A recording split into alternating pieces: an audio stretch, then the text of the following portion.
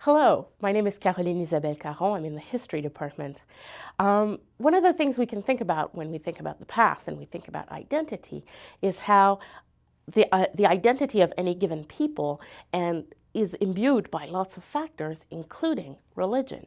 Until recently, identity, ethnic identity, was often related not only to language and history, but to religion. And Canada is no different. When we look at the peoples of Canada, we can see this link between religion and identity. The case of Acadians are especially interesting.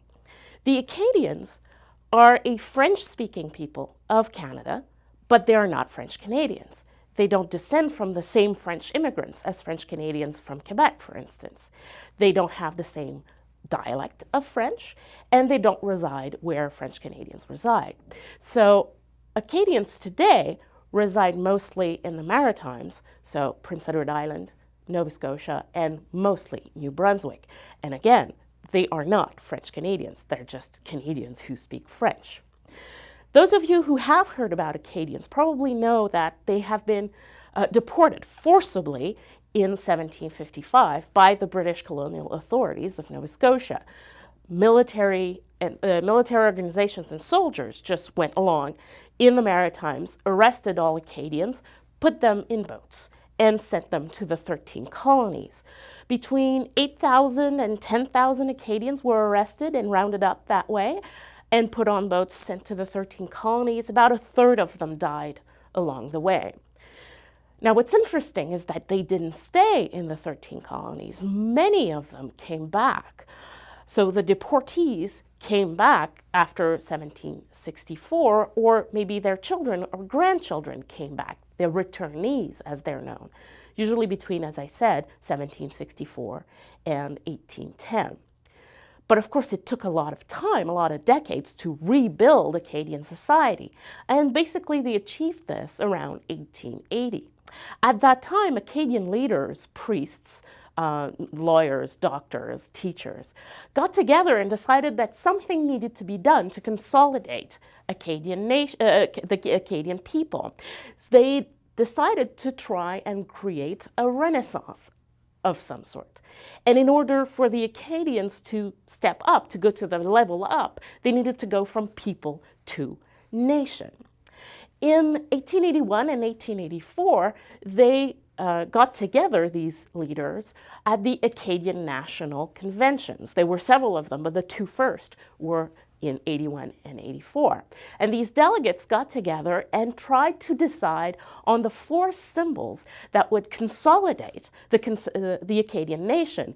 All Acadians could recognize themselves in these four symbols, and everyone around the world seeing the symbols would recognize Acadians.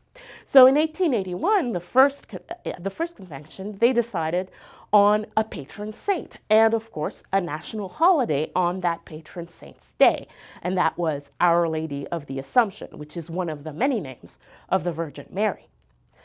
In 1884, they decided on a motto, which is L'union fait la force, unity is strength. They also decided on a national anthem, Ave Maria Stella, which turned out was a Catholic Gregorian hymn about the Virgin Mary. And D, finally, a flag, a national flag like this. So what's interesting about this flag is that it's obviously the French tricolor, but with the Star of Mary, Ave Maris Stella, the Star of Mary, literally from the anthem, in the blue field, representing the sea.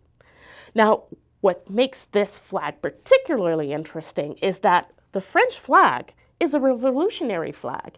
And you may remember that the French basically took out the church, the Catholic Church, when they went around doing their revolution.